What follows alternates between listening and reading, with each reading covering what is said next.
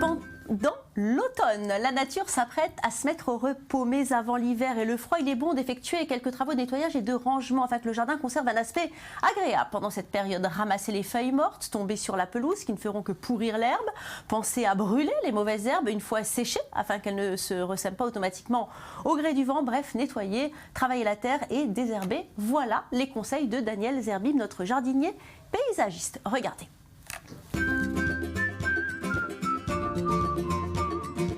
Voilà, c'est la fin de l'été, l'automne est arrivé, il va falloir nettoyer parce que là le jardin est complètement épuisé. Alors je prends mon petit râteau, je suis à genoux, c'est le plus désagréable de l'histoire, sinon le reste c'est que du gâteau. On s'occupe que d'enlever en surface ce qui a pourri un petit peu, on enlève, on triera après ou ça servira pour faire du compost.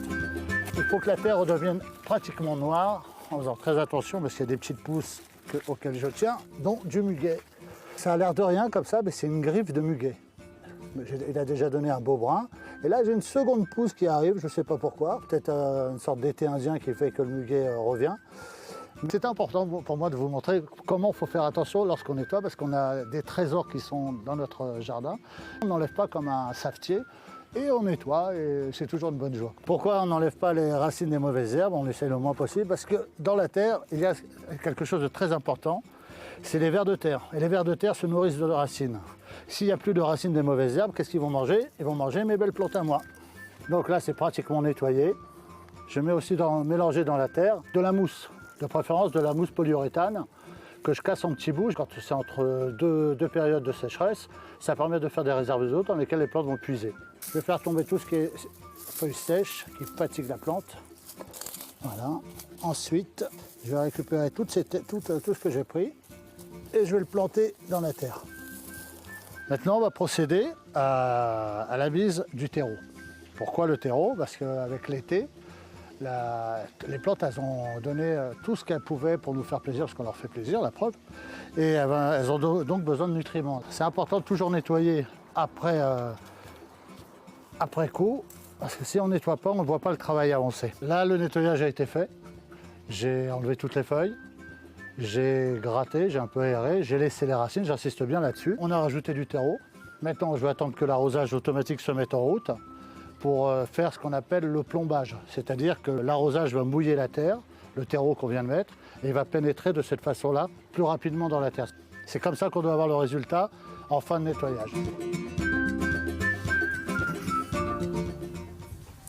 Et je recueille Daniel Zerbib. Bonjour, vous êtes notre jardinier paysagiste. Bienvenue. Alors, on vient de voir préparer son jardin pour passer l'hiver.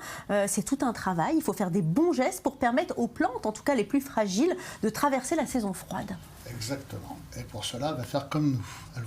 Il va leur falloir un manteau. Et ce manteau, ça va être des feuilles qu'on va ramener au pied de chaque plante qu'on veut préserver, qui vont conserver la température, une certaine hygrométrie, parce que des fois, on arrive à avoir des saisons sèches au mois de janvier, décembre, et donc il faut conserver une certaine humidité.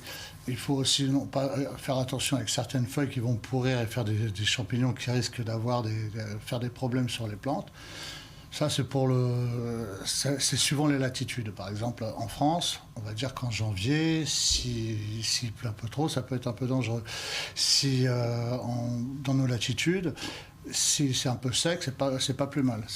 Ça va dépendre de l'hémisphère dans lequel on va se trouver. Alors, j'ai vu dans le reportage que vous avez du muguet dans votre jardin. Dites-moi tout. Moi, j'en ai jamais trouvé ici. Vous l'avez ramené de France? Je l'ai ramené de France, je l'avoue. Enfin, j'ai fait ramener de France. Particulièrement une amie qui me l'a ramené. Et ça pousse bien ici? Et ça pousse bien sous certaines conditions. C'est-à-dire que vraiment pas de soleil. Ça pousse aussi vers le 1er mai?